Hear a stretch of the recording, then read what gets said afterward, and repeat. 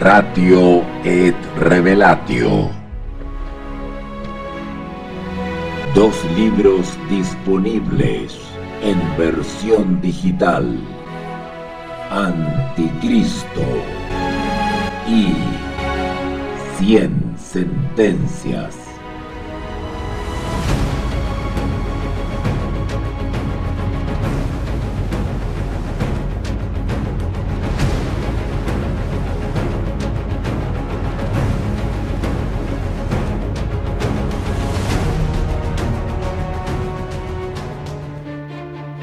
Los mayores exponentes de la apocalíptica bíblica en Chile. Vamos a Apocalipsis inmediatamente. Ok. Entonces,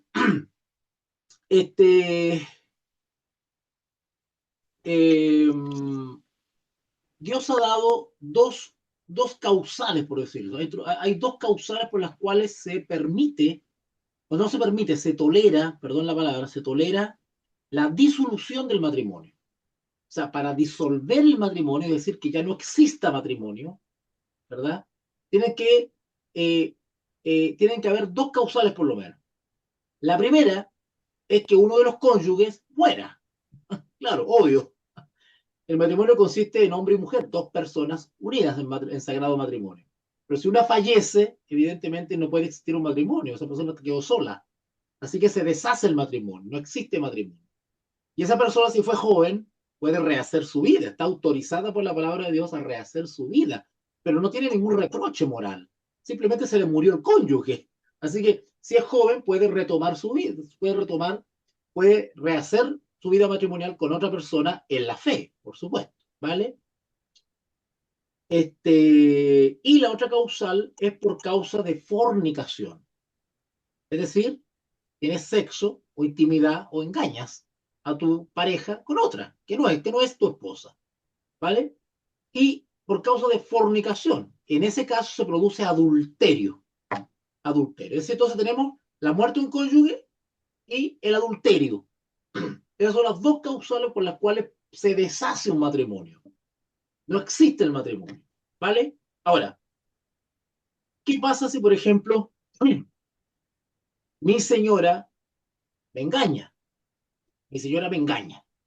Bueno, se produjo una infidelidad, un adulterio. La sorprendí acostada con otro hombre que no soy yo. Adulterio. ¡Buah! Se fue Jimena. Bueno, voy a terminar de explicar esto de todas maneras. Entonces, ¿qué sucede? Tengo varias alternativas. Yo, como víctima del adulterio. Ahí volvió Jimena. Ya. Entonces tengo varias soluciones, varias opciones como víctima del adulterio. Yo soy víctima del adulterio porque mi señora me engañó. Estamos hablando cristianos.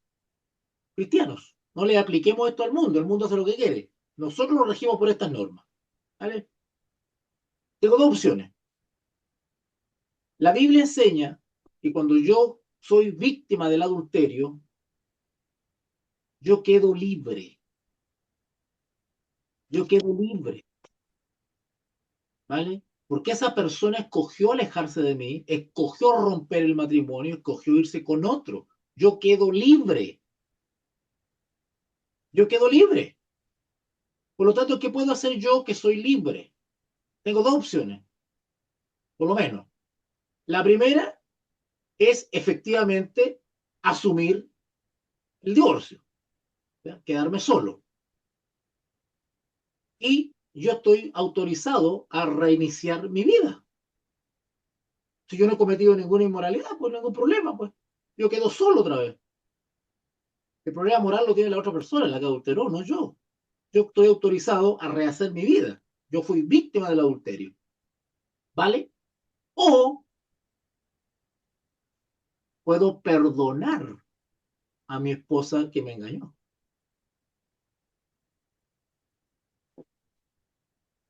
Si es que ella se arrepiente de todo corazón de lo que hizo. Pero tiene que ser de verdad. Porque si son lágrimas de cocodrilo, pero si yo entiendo y asumo que el arrepentimiento de mi esposa que me engañó es de todo corazón, que hay dolor por el pecado, ¿verdad? Bueno, yo como hijo de Dios puedo perdonarla. ¿Por qué no? ¿Por qué no? Pero también al mismo tiempo, si quiero, no vuelvo con ella, porque yo soy libre. Bíblicamente, como soy víctima del adulterio, soy libre. Soy libre de volver con ella y perdonarla o no volver con ella. Soy libre. ¿Vale? La escritura dice que si soy joven puedo rehacer mi vida y si ya soy maduro, lo conveniente es quedarme solo y consagrarme a las cosas de Dios o al servicio de los pobres. ¿Vale? Ahora, eso que se está dando, que en la misma congregación se casan y se descasan y se adulteran y se adulteran, eso es una sinvergüenzura, pero del porte de un buque. Entendiendo sinvergüenzura sin vergüenza. Y no hay vergüenza. Ahora, yo no puedo juzgar el caso de cada cual que tú me estás mencionando. Yo no sé cómo se han dado esas circunstancias, ¿verdad? Pero que se estén casando y descasando y adulterando en la misma congregación, o sea, es de un descaro y sinvergüenzura, pero de porte de un buque. Yo por último, no sé, por último me cambio de congregación, pues, por último me voy Eso por... mismo le iba a preguntar, profe, ¿qué hacemos nosotros? Porque o sea, yo he recorrido de Arica hasta acá, hasta cerca de Puerto Montt, por mi trabajo. Y por mi trabajo he tenido que un año en una iglesia, otro año en otra iglesia, y así sucesivamente, he ido conociendo. Y es algo totalmente normal, como dice la hermana. ¿Sí? Entonces, uno queda triste, pues yo llevo 15 años casado con mi señora, la amo, o nos queremos, obviamente siempre hay problemas, que eso es normal, pero ¿qué hago yo como hermano? Pues no tengo ganas de ir a la iglesia y era uno de los motivos por qué yo no quería ir a una iglesia y me cerré solo con mis niños a orar, a servir entre nosotros, ¿no? Pues. Sí. Entonces, ¿qué hacemos nosotros? ¿Qué hacemos A ver, como, aclaremos como algo. cristianos? Primero, vuelvo a insistir en lo que dije al principio. Esto es una cadena de corrupción. Entonces, cuando suceden estas cosas que describe Jimena, que no sé los detalles, pero así a lo que, pasando en lo que ella me describió, o sea, yo inmediatamente deduzco o presumo que el pastor también es corrupto, porque un pastor que vive o actúa conforme a la palabra no permite ese tipo de cosas, o por lo menos, de alguna manera, toma medidas para salvaguardar la integridad moral de la iglesia, ¿verdad? ¿Verdad? Entonces tomo medidas. Entonces, cuando el pastor no toma medidas y permite todo ese melcoche y todo ese cambio de cosas de pareja y cuestiones raras ahí en la misma congregación, es porque el pastor es un corrupto o es un ignorante que no sabe aplicar la escritura, la palabra de Dios. Entonces, eso es una corrupción completa. Y ni en broma pretender que el Espíritu Santo mora en esa congregación. O sea, ahí no es glorificado Dios. ¿Te das cuenta? Porque Dios es glorificado no cuando levantas las manos. Dios glorificado por tu testimonio personal. Así se glorifica a Dios, con tu testimonio personal. Esa es la manera bíblica de glorificar a Dios. ¿Vale? Bíblicamente se glorifica a Dios con el testimonio personal, no con glorias a Dios y con bailoteo. Eso no es así. ¿Ya? Ahora, yo a veces me han hecho esa pregunta que me haces tú, Fabián, de ¿qué hacemos? Bueno, la verdad es que muy poco lo que se puede hacer porque las instituciones, las denominaciones están tan corruptas que tú, Fabián Pérez, no vas a cambiar el sistema. Al contrario, te vas a ganar la enemistad, te van a perseguir, te van a prohibir, te van a expulsar, te van a hacer la isla del hielo, te van a quitar los cargos, te van a calumniar. O sea, al que quiere combatir lo malo dentro de la congregación, lo primero que lo hacen es hacer sentir impopular, desubicado, porque la tendencia es a tapar la corrupción y no, o tapar y hacer la vista gorda y no enfrentarla, porque hay un mal concepto de la misericordia, hay una misericordia alcahuete, ¿vale? Entonces personas como Fabián o como otros hermanos que realmente se duelen por lo que está pasando, yo me gustaría mostrarle un día, a eso me acordar Fabián, te voy a mostrar unos textos bíblicos, de que porque dentro de los 144.000 hay una característica de quienes van a ser sellados. Y el sello de Dios lo reciben, mira qué bonito, el sello de Dios lo reciben aquellos que lloran por la corrupción que hay en la iglesia. Esa es una característica de los verdaderos siervos de Dios, aquellos que se duelen por la corrupción, por la mugre que hay dentro de la iglesia. Entonces, hay dos soluciones. La primera es, y todo depende de tu madurez espiritual. La primera es, vete de esa congregación, porque es un basurero. No sirve, está lleno de demonios eso no sirve. Vete a la congregación, ¿vale? Vete. Porque lo único que vas a hacer primero es vivir amargado dentro de esa congregación. Segundo, no estás obligado a ir a una congregación la cual no te agrada. Si nadie te obliga a ir a una congregación, eso no es pecado no ir a una congregación o cambiarte de congregación. No es pecado eso, ¿vale? Así que si tú una congregación que no te da buen testimonio, vete de ahí, vete, ¿vale? Pero el irte de una congregación y no congregarte constantemente tiene un costo, porque también es bueno la comunión con los hermanos. La Biblia dice, no dejar de congregarse como algunos tienen por costumbre. Da lo mismo donde te congregas, en realidad, ¿vale? El asunto es juntarse con otros hermanos de la misma fe porque es sano espiritualmente, social y espiritualmente, es bueno congregarse. Pero hay personas que no pueden, pero hay personas que tienen ese carácter y esa firmeza de convicciones de por reunirse solamente con su familia, que es una congregación también, pero que más chiquitita, ¿verdad? Entonces, si eres fuerte y maduro en la fe, puedes vivir tu fe solamente familiarmente. Claro que sí, si es una congregación. Tu señora, tus niños, tu vecina, tu sobrina, es una congregación donde 2 o 3 estén congregados en mi nombre, dice el Señor Jesús, allí yo estoy en medio de ellos. Donde 2 o 3 estén congregados juntos en mi nombre, yo estoy en medio de ellos, Señor lo promete. Así que nada de que, ay, porque ahora le han metido miedo a los hermanos que cuando se salen de su iglesia o de su denominación prácticamente están saliendo o sea, están violando la voluntad de Dios, lo están echando de la iglesia de Cristo. No. Una cosa es que tú te salgas de la congregación o denominación y otra cosa es que te salgas de la fe. Yo te digo una cosa, yo no me congrego, porque hasta el momento yo no me he sentido cómodo en ninguna congregación. No me siento cómodo. Prefiero reunirme con mis seres queridos. Y eso es tan aprobado por Dios como ir a una congregación de 100 personas. Te da lo mismo. ¿Vale? Pero nadie está obligado a ir a un lugar donde no se siente cómodo, no bien recibido o no ve buen testimonio. Así que, primera opción, vivir tu fe con tu congregación familiar. Punto. Ya está. Hasta que se dé la opción de alguna congregación que dé buen testimonio. Y la segunda, que es una especie de tortura mental, pero bueno, ahí tú verás, es seguir yendo a la congregación y simplemente ir a hacer vida social nomás, para mantener ese vínculo. Nada más. Pastor, yo, yo lo hice así, hablé con el pastor de la iglesia y le dije que no me gustaba algunas actitudes porque lo veía él, los obligaba, por ejemplo, con el tema del diezmo. Y una vez empezó a sacar, no, la hermana trajo 50.000, el otro hermano, 3.000 pesos nomás. Y empezó así, po. Sí. Y yo le dije que por ese motivo me iba, porque lo encontré poco ético. Y Sí. me mandó unos pasajes de la Biblia tenés que pedirme permiso y todo lo que yo le dije, no, pues yo soy libre, ¿ya?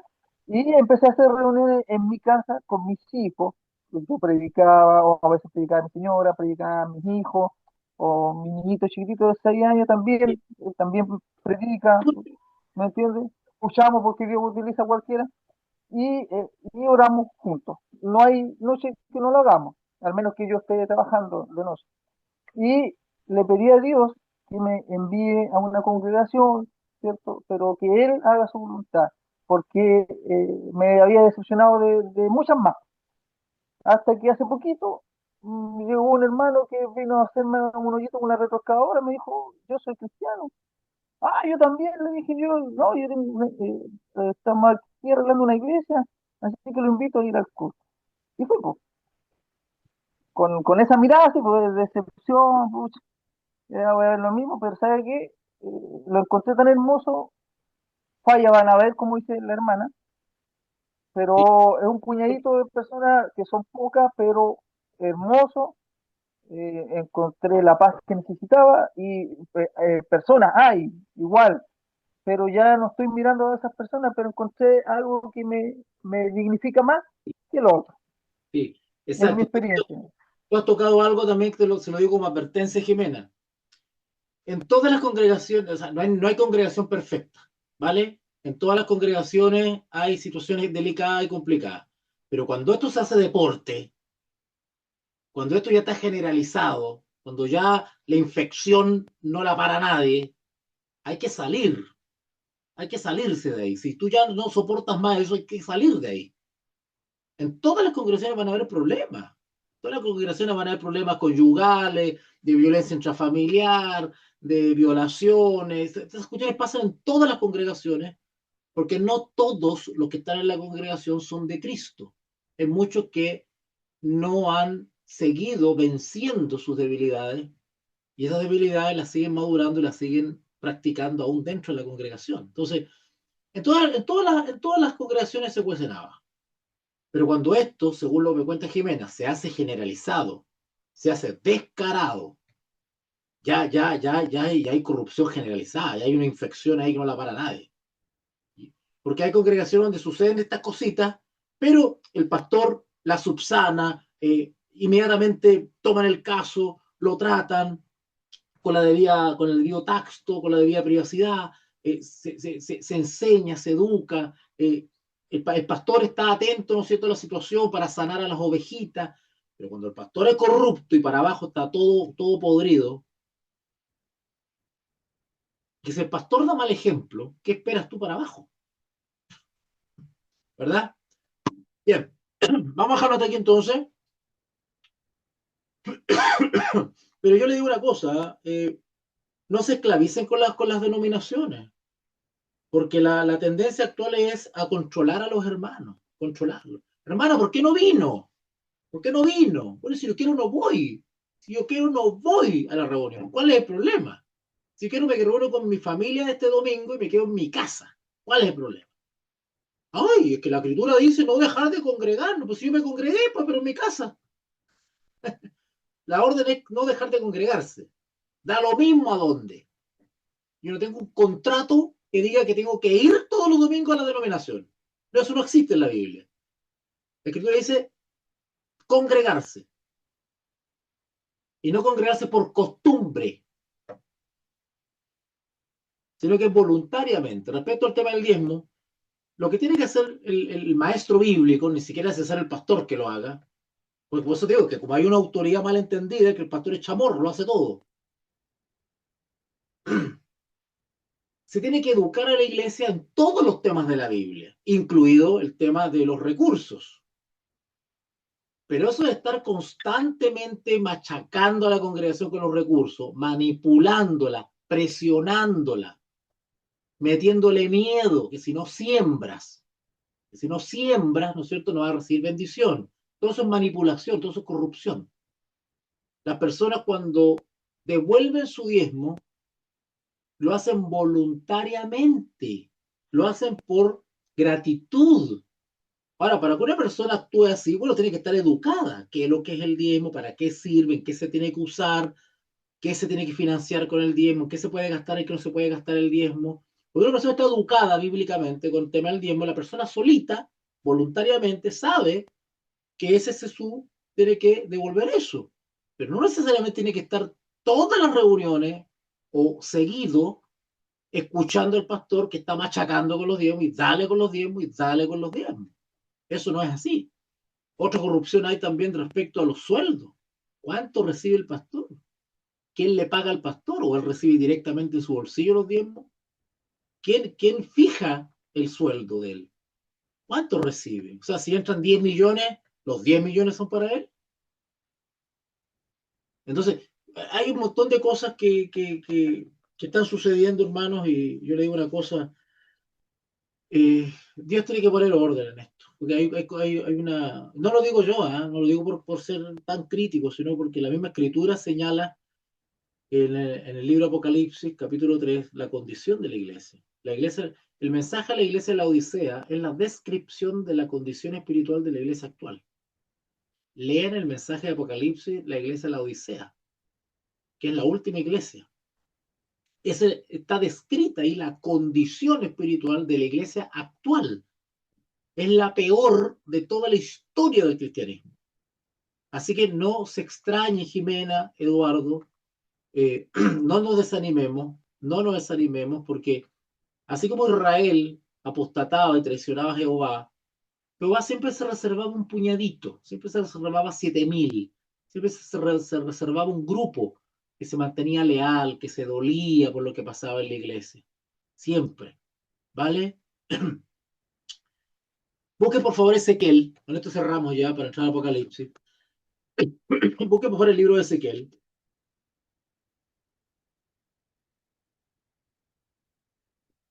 Aférrense a las promesas de Jesús, aférrense a las promesas de los profetas y los apóstoles, chicos, ¿vale? No está pasando nada nuevo que no haya pasado en la iglesia primitiva. El apóstol Pablo también amonestó a la iglesia de los Corintios. En la iglesia de los Corintios estaban pasando cosas bien feas también. Y el apóstol Pablo, como verdadero pastor, ¿verdad? Aconsejaba, orientaba a la iglesita. ¿Ok? De igual manera nosotros tenemos que hacer lo mismo. ¿Ok? No luchemos contra el sistema. Nosotros no vamos a cambiar las congregaciones. Los sistemas, las congregaciones, las denominaciones prefieren echarte a ti de la congregación que cambiar el sistema. Es más fácil echarte a ti, por problemático, por estar señalando las cosas. ¿Vale? Toda esta gente que se está incomodando por la corrupción de la iglesia, Dios está notando todo. Dios lee el corazón. Acuérdense del Apocalipsis cuando dice, yo conozco tus obras. Entonces el Señor sabe lo que nosotros tenemos acá. Y Él va a poner orden. Va a poner orden. Fíjate, en el capítulo 9 de Ezequiel, capítulo 8, no lo voy a leer completo, pero le voy a hacer voy a dar una pincelada para que ustedes lo lean después, tarea para la casa, para que se consuelen con esto. El capítulo 8 de Ezequiel, si ustedes ven el título de Ezequiel 8, Jimena, dice, visión de las abominaciones de Jerusalén. Jerusalén, la ciudad santa, es símbolo de la iglesia, ¿verdad? Del pueblo de Dios, Jerusalén, ciudad santa. Y sin embargo estaban ocurriendo abominaciones, cosas horribles estaban sucediendo dentro de Jerusalén, la supuesta ciudad santa. Y son cosas que estaban ocurriendo en secreto, tapadas, las tapaban, igual que ahora. Y al profeta Ezequiel se le mostró en visión lo que pasaba en secreto, para que se diera cuenta de la verdadera condición de Jerusalén. Noten, vamos a leerlo, vamos a adelantar un poquitito. Versículo 5, Ezequiel 8:5. Vamos rapidito leyendo eso. Y me dijo, hijo de hombre, alza ahora tus ojos hacia el lado del norte, y alcé mis ojos hacia el norte. Y he aquí al norte, junto a la puerta del altar. Cuando hablo del altar, ya estamos hablando ya de cierta parte de Jerusalén, es decir, el templo, algo sagrado. Aquella imagen del celo en la entrada. El profeta se le está mostrando una imagen del celo en la puerta del altar del templo de Jehová, que es la imagen del celo. La imagen del celo, pero vean usted el nivel en el que había caído Jerusalén, el que había caído Israel, el nivel de apostasía, de corrupción que había caído Israel, que tenían instalada frente al altar de Jehová, tenían instalada una imagen del celo. ¿Qué es una imagen del celo? ¿A alguien se le ocurre?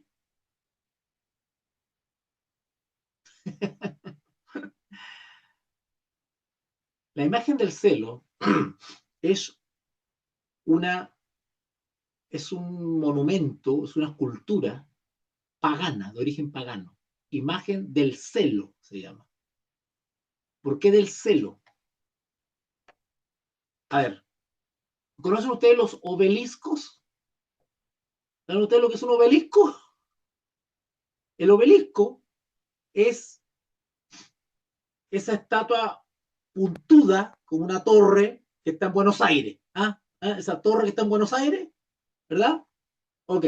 La que está en la Plaza del Vaticano, ya. No tengo una foto aquí, pero bueno. ¿Ah? Una imagen del celo. ¿Ya? Pero sí, sí la conozco, yo al menos la conozco. La conoce, ya. Bueno, búsquela usted después En porque no otros tengo países, nada. Pero en otros países también está. en varios países está, en varias capitales está. Eso todo, tiene todo un significado pagano que tiene que ver bueno, en fin. Una imagen del celo. Los obeliscos son un símbolo fálico. Viene de falo. El obelisco es una representación del órgano sexual masculino en estado de erección. Miren la tontera que estaba puesta, habían instalado frente al altar de Jehová. O sea, ese nivel de apostasía y de cochinada había llegado el pueblo de Israel, supuesto pueblo santo. Y a Ezequiel se le empezó a mostrar eso, la verdadera realidad, la verdadera condición de la iglesia. Versículo 5, Ezequiel 8:5. Y me dijo, hijo de hombre, alza ahora tus ojos hacia el lado del norte.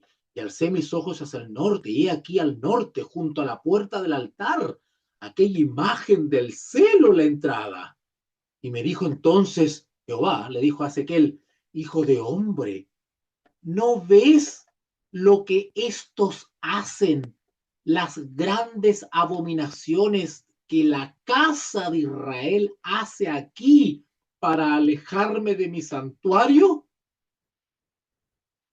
Al introducir toda esta cochinada y esta idolatría dentro de un lugar santo, lo que estaban haciendo es provocar a Jehová para que se retirase, su presencia se retirase de Israel. Por eso que cuando Jimena me decía eso, cuando la corrupción es generalizada en una congregación, la presencia de Dios no está ahí, porque no puede habitar el Espíritu Santo en un lugar corrupto. Ahora, ¿por qué se llama del celo? Perdón, no expliqué eso. ¿Por qué se llama del celo?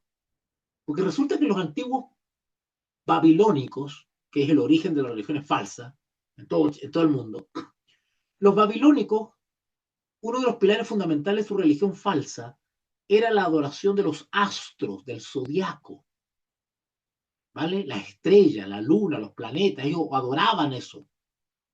Y segundo, ellos tenían una fijación con el sexo, todo era sexualizado. Ellos adoraban a un toro con el órgano masculino exageradamente grande. Ellos adoraban a Ishtar, la diosa Ishtar, llena de senos. Ellos adoraban todo lo que tenía que ver con el sexo.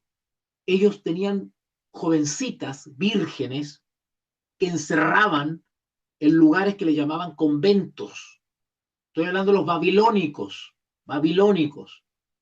Ellos tenían casta de sacerdotes célibes y ellos encerraban chicas jóvenes durante un periodo de tiempo. Y cuando llegaba cierta fecha, ellos hacían ciertos ritos o rituales en los lugares altos, en los bosques, en las montañas, y ellos que hacían rituales sexuales con esas vírgenes. A esas mujeres se les llamaba monjas. Estoy hablando de los babilónicos, ¿eh? ¿Vale? Y ellos adoraban al sol y a la luna. Y ellos hacían orgías sexuales. Entonces, todo lo que tiene que ver con la construcción, por ejemplo, hacer torres puntudas, todo eso tiene que ver con representación del falo, todo eso viene de allá. La iglesia cristiana jamás construyó templos así puntudos con una torre para arriba, nunca. Eso viene del paganismo, ¿vale? Eso viene de la torre, el construir torres, eso viene del paganismo, ¿vale?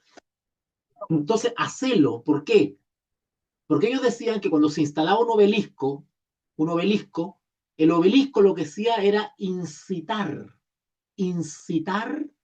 al sol. Ellos incitaban al sol, incitaban a los astros, y estos tenían orgasmos. Noten las cosas que estoy hablando, pero todo eso tiene que ver con la religión pagana. Los astros tenían orgasmos y al derramar lluvia estaban derramando sus fluidos. Y esos fluidos caían en la tierra y germinaban la tierra y fertilizaban la tierra. Todas esas explicaciones ellos le daban. Entonces ellos paraban obeliscos, torres, para excitar al sol. Por eso es imagen del celo, de estar en celo. Me dijo entonces, versículo 6, hijo de hombre, ¿no ven lo que estos hacen, las grandes abominaciones que la casa de Israel hace aquí para alejarme de mi santuario? ¿Por qué? Porque Jehová se retira del templo, la presencia de Dios ya no está en medio de su pueblo, se va. Pero vuélvete aún, le dijo, y verás abominaciones mayores. Señor mío, sigamos leyendo. Y me llevó, versículo 7, Ezequiel 8:7, y me llevó a la entrada del atrio. Note que está describiendo un lugar santo, el templo, donde se adora a Jehová. Y me llevó a la entrada del atrio, y miré, y he aquí en la pared un agujero. Y me dijo, hijo de hombre, cava ahora en la pared. Y cavé en la pared, y he aquí una puerta. Y me dijo luego, entra, y ve las malvadas abominaciones que estos hacen allí. Oh, Señor mío. Entré pues y miré, y aquí toda forma dentro de la casa de Jehová, toda forma de reptiles y bestias abominables, y todos los ídolos de la casa de Israel que estaban pintados en la pared por todo alrededor. El profeta empezó a ver imágenes pintadas, cosas que estaban retratadas ahí, y dice que eran toda clase de ídolos que estaban pintados en la pared por todo alrededor, imágenes. Y delante de ellos estaban 70 varones de los ancianos, dirigentes de Israel metidos en esta corrupción. Ahí dice, y delante de ellos estaban 70 varones de los ancianos de la casa de Israel, y Jaazanías, hijo de Safán, en medio de ellos, cada uno con su incensario en su mano, eran sacerdotes. Y subía una nube espesa de incienso, supuestamente ofreciendo oraciones. Y me dijo, hijo de hombre, ¿has visto las cosas que los ancianos, los dirigentes de la iglesia, de la casa de Israel, hacen en tinieblas, en secreto? Cada uno en sus piezas, en sus cámaras, pintadas de imágenes. Los dirigentes de Israel algo estaban viendo, imágenes en secreto, en sus piezas, en sus alcobas. Al profeta se le estaban mostrando los pecados, las bajezas que hacían en secreto los dirigentes. Porque dicen ellos, Jehová no nos ve, Jehová ha abandonado la tierra. Me dijo después, vuélvete aún y verás abominaciones mayores que hacen estos. Y me llevó a la entrada de la puerta de la casa de Jehová, que está al norte, y aquí mujeres que estaban allí sentadas endechando a Tamuz. Tamuz es un dios es un dios pagano, hijo de Nimrod y Semiramis. Estaban adorando ídolos dentro de la casa de Jehová. Luego me dijo, ¿no ves, hijos de hombre? Vuélvete aún y verás abominaciones mayores que estas. Y me llevó al atrio, de dentro de la casa de Jehová, y he aquí junto a la entrada del templo de Jehová, entre la entrada y el altar, como 25 varones, sus espaldas vueltas al templo de Jehová, le están dando la espalda al templo de Jehová, y sus rostros hacia el oriente, y adoraban al sol, postrándose hacia el oriente. Y me dijo, ¿no has visto, hijo de hombre? ¿Es cosa liviana para la casa de Judá hacer las abominaciones que hacen aquí? Después que han llenado de maldad la tierra, ¿se volvieron a mí para irritarme? He aquí que aplican el ramo a sus narices. Pues también yo, dice Jehová. Por eso te decía, Jimena, que Dios va a poner todo en orden. No desesperemos. Acá dice, pues también yo procederé con furor. No perdonará mi ojo a toda esta gente hipócrita, ni tendré misericordia. Y gritarán a mis oídos con gran voz y no los oiré. Eso es lo que vamos a ver hoy día en Apocalipsis. Ahora, Jehová cuando decide poner orden, pone orden. Y envía sus castigos, sus plagas, para castigar a los dirigentes y a los que hacen corrupción y pecado dentro de la iglesia. Pero también dentro de la iglesia hay gente honesta, de buena, que adora a Jehová en espíritu y en verdad y se duele de la corrupción. Bueno, Jehová va a hacer una diferencia ahí, porque va a enviar sus castigos, pero primero va a sellar o a marcar o a tomar a sus fieles para que cuando vengan esos castigos no los toquen. Primero va a asegurar a sus fieles que se han mantenido leales y va a castigar al resto. Note lo que sucede ahora. Ezequiel capítulo 9.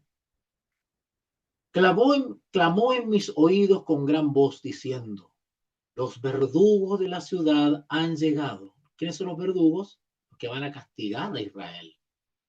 Son ángeles. Los verdugos de la ciudad han llegado y cada uno trae en su mano su instrumento para destruir.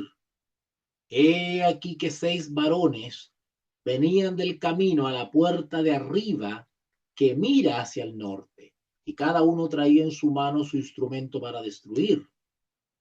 Y entre ellos, entre los 6, había un varón vestido de lino, el cual traía en su cintura un tintero de escribano. Cuando un ángel tiene un tintero de escribano, quiere decir que es alguien que está tomando registro, está tomando nota. Juicio.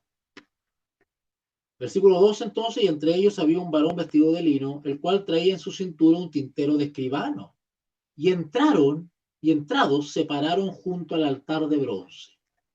Es decir, se acercaron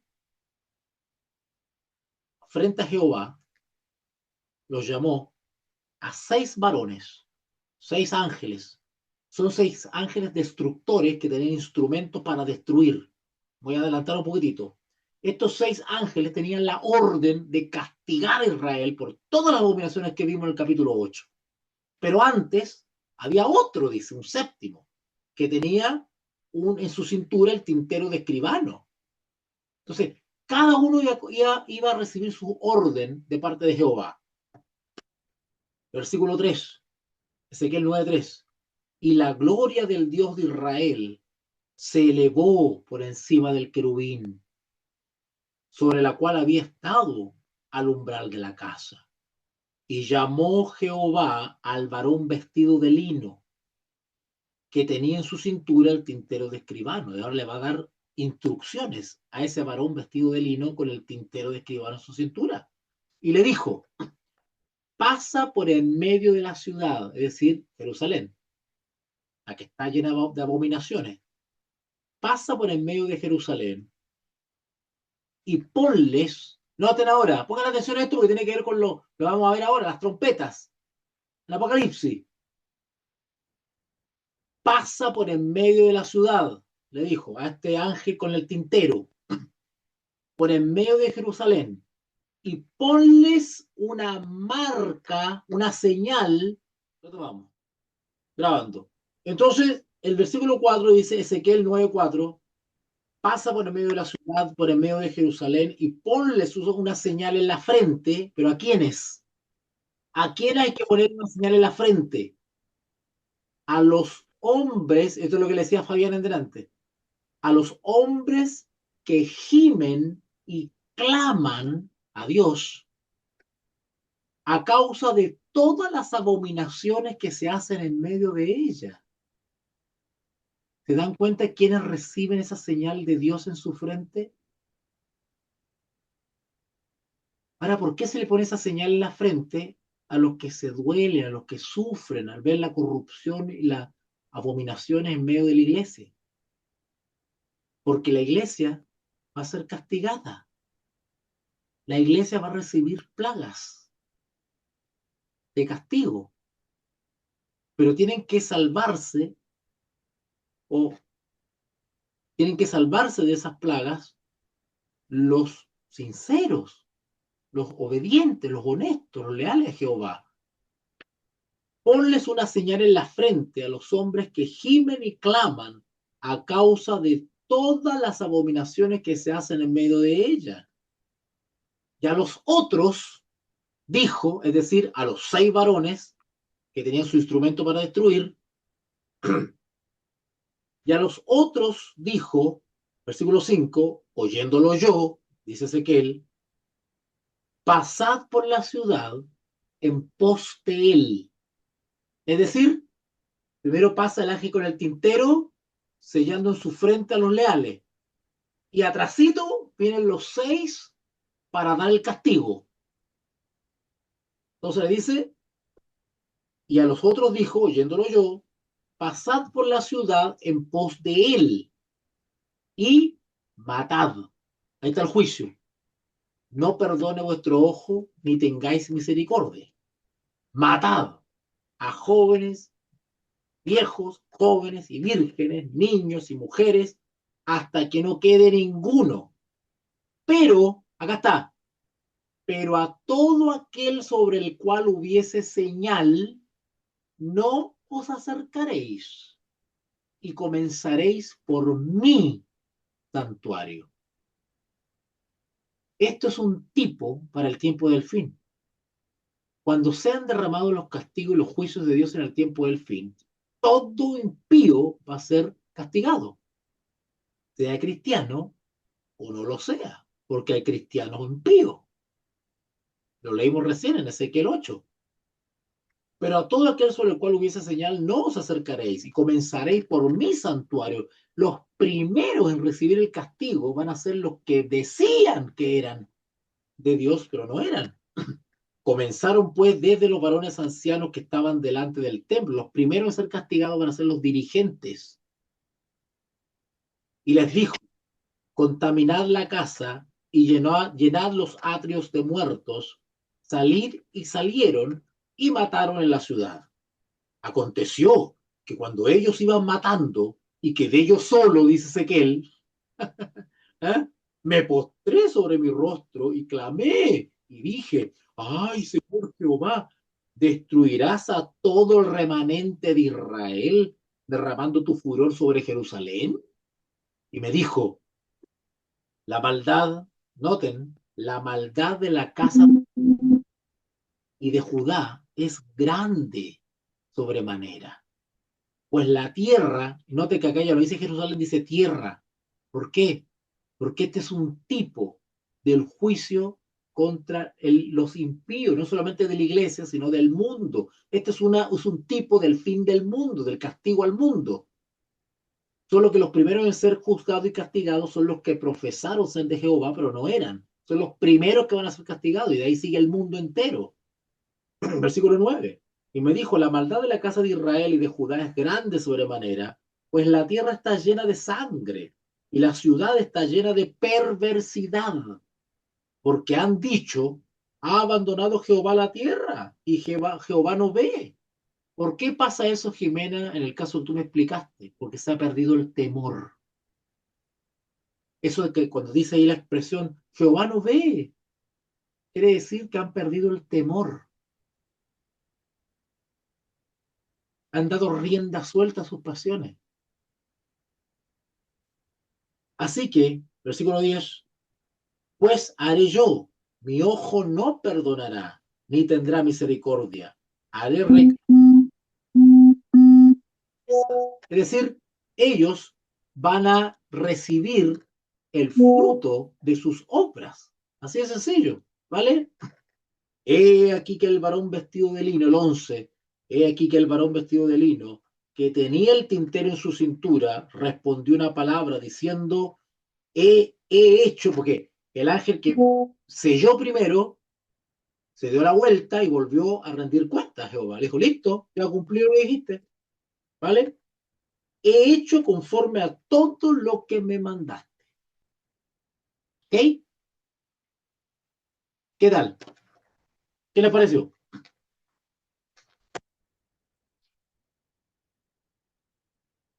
¿Qué le pareció? Con esto, con esto entiendo muchas cosas y que la justicia está en Dios. A él no se le Y que escapa siempre va a haber nada. un remanente ahí. Sí, Exacto. siempre va a haber un remanente. Cuando uno, por eso que nosotros tenemos que estudiar la profecía y la palabra en general del punto de vista histórico. Acuérdate de lo que dice Pablo cuando dice las cosas que fueron escritos han sido escritas, han quedado escritas para nosotros, para nuestro ejemplo, para que no cometamos los errores que ellos cometieron. Entonces, Jehová va a actuar de la misma manera como ha actuado siempre. Él espera, aguanta, soporta. Los que se portan mal creen que Él no está, que desapareció. Pero va a llegar el día en que va a golpear la mesa y va a poner orden. Entonces, no perdamos la esperanza, no nos desanimemos por estas cosas que estamos viendo, porque la palabra nos enseña que tarde o temprano toda esta gente corrupta, los ancianos de Israel, que hacen abominaciones en secreto y hacen todas estas cosas, esta gente va a recibir su castigo. Pero siempre Dios tiene sus leales. Y nota la característica de los leales, que dice ahí, que dice ahí en Ezequiel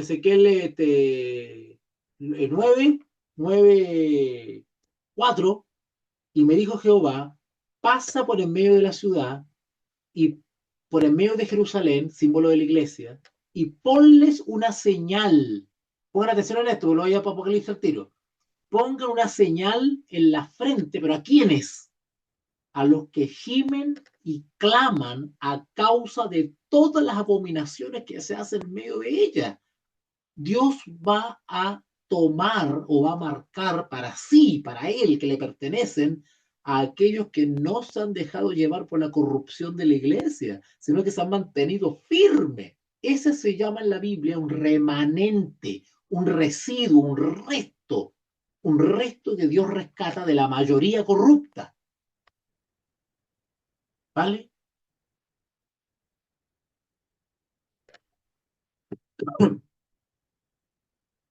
Si ustedes van a Apocalipsis, ya, vamos a hacer lo siguiente, voy a cerrar acá, voy a cerrar esta transmisión porque tengo que empezar con Apocalipsis, entonces tengo que separar la grabación, ¿ya? Vamos a dejarlo hasta acá. ¿Qué te pareció, Jimena? Sí, profesor, mire, no estaba lejos de lo que yo pensaba, con los años que, digamos, con lo que dice la Biblia y todo. Interesante eso, lo que explicó de Babilonia. Igual estoy aquí con mi hija. Ella también ha aprendido muchas cosas escuchándolo en realidad. Ah, maravilloso. Eh, Igual sabe que la manera en que usted enseña es fascinante en realidad. Me imagino tenerlo a usted como profesor de historia, le decía yo a mi hija. Realmente, profe, tiene una manera tan especial de explicar las cosas que a uno le van quedando realmente claras y comprensibles en realidad. Así que contenta con la explicación que me acaba de dar. Muy claro todo. Sí, sí, mira, no te va a parecer soberbio lo que voy a decir, ¿ah? Pero no es la primera que me dice eso. ¿Y por qué pasa eso, Jimenita? Porque es el don de la enseñanza. Cuando una persona tiene un don que es notorio, que es evidente, bueno, a esa persona, el pastor, tiene que usarla, pues. A ver, yo no me la sé toda. Esa es la humildad del pastor. Yo no me la sé toda. Bueno, pongamos al hermano Walter acá en el púlpito para que enseñe, porque él tiene el don, pues. Pero hoy en día no, pues. El pastor chamorro quiere hacer de todo. Y el profesor lo tiene sentado en la banca mudo. Y no usa los dones que hay en la iglesia. Está pasando eso. En la iglesia actual se hace... ¿Sabes tú que la iglesia actual no necesita pastores? Yo tengo un libro que acabo de terminar, se llama Protesto. Ay, señor, cuando salga ese libro. La iglesia actual no necesita pastores. Porque ahora cualquier, perdón la expresión, chiquillo, ahora cualquier pelafustán es pastor. Porque no se entiende bíblicamente cómo tiene que surgir un pastor en la iglesia. Ahora cualquier pelafustán es pastor. La iglesia necesita profesores. La iglesia necesita maestros que enseñen esto. Enseñen. ¿Qué quiere decir esto? ¿Qué quiere decir esto otro? ¿Qué quiere decir esta palabra? Porque los hermanos citan la Biblia y no saben lo que están citando. Hay analfabetismo cristiano. Ya. Ah, oye, chiquillos, voy entonces ahora a dar un corte a la transmisión para dejarlo aparte y hago otro link para empezar con Apocalipsis. ¿Les parece? ¿Sí? Ya. Ojalá que me aguanten. Perseveren, perseveren. Ya. Voy a cortar aquí y vuelvo mando un nuevo link al grupo. Somos Veritas Dei, Ratio et Revelatio. Líderes en educación teológica online.